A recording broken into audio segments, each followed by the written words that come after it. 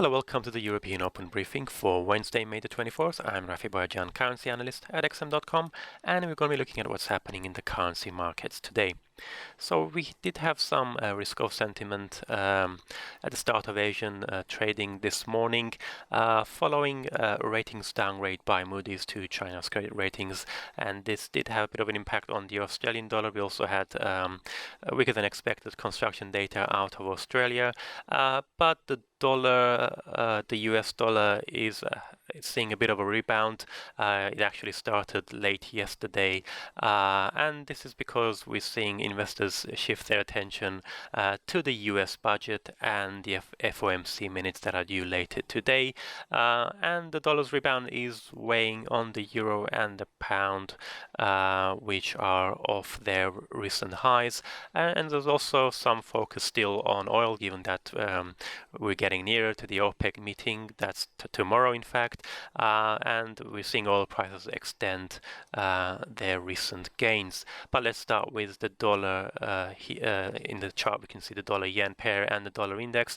The dollar index had dropped to below 97 level to 6 months lows. That's the lowest since the US elections back in November. It's back above the 97 level, currently trading around 97.40.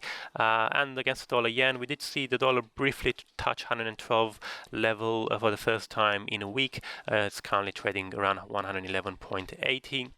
And this is because investors are hopeful that yesterday's budget proposal that was submitted by the Trump administration to Congress will pave the way to tax cuts, although the budget didn't include anything about tax cuts because they still need to be discussed by Congress. And also the budget itself will likely see a lot of changes until it gets finalized. It's nevertheless raised hopes that we will see a tax cut soon. Although the Treasury Secretary, the U.S. Treasury Secretary Steven Mnuchin, he did actually confirm yesterday that the tax reforms won't happen by August 2017. That was the earlier deadline, and then we should. But he's hopeful that we will see the tax plans come through later this year. And just to quickly mention that the budget does propose big spending cuts to the budget for the fiscal year starting October 2017. It includes a total of $3.6 trillion cuts to spending, mainly to areas such as healthcare assistance, food assistance, and scientific research. But it does include a $200 billion infrastructure plan, which is supposed to be part of a longer-term $1 trillion infrastructure boost. And also, of course, the big increases to defense spending that we had seen much earlier. Moving on to the Fed now, because we do have the FOMC minutes of the May 2 to 3 meeting earlier this month. They're due to be published at 18 hours GMT.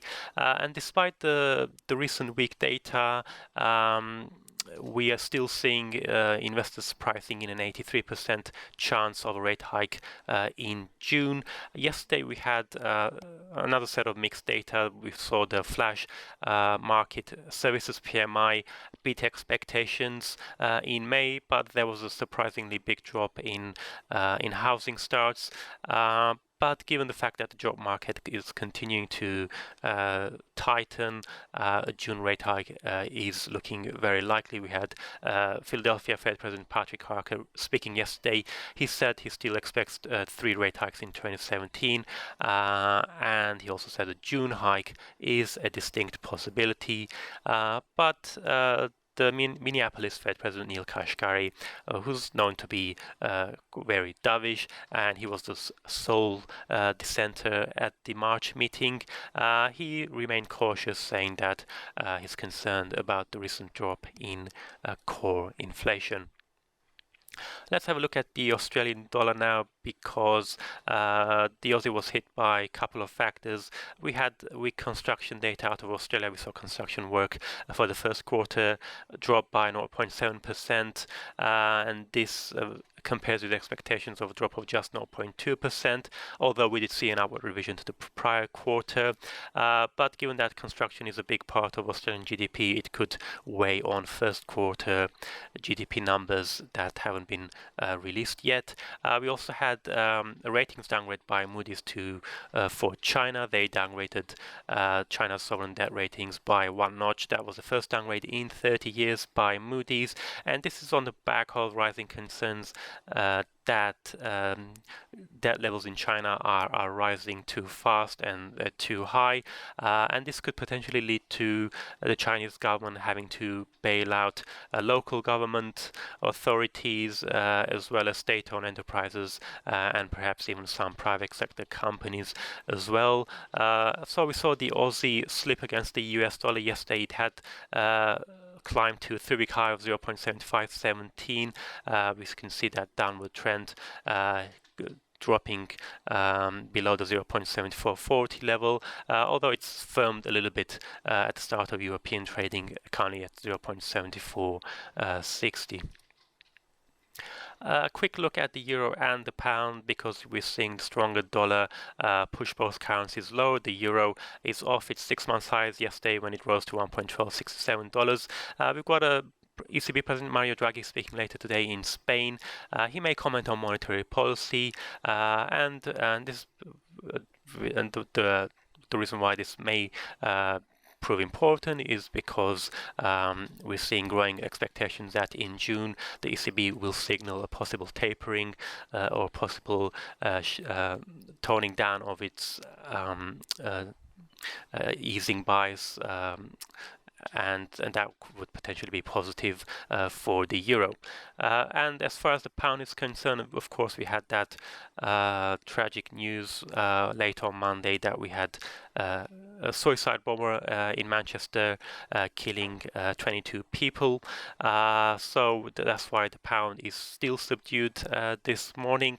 The UK government has raised the terrorist threat level to critical, and the election campaign has been put on hold. So that's another factor weighing on the pound this morning. It's currently trading at 1.2974, although yesterday having fallen below 1.30 after that news of the terrorist attack, it did briefly rise above the 1.30 level. So despite the recent events, the pound is holding fairly steady.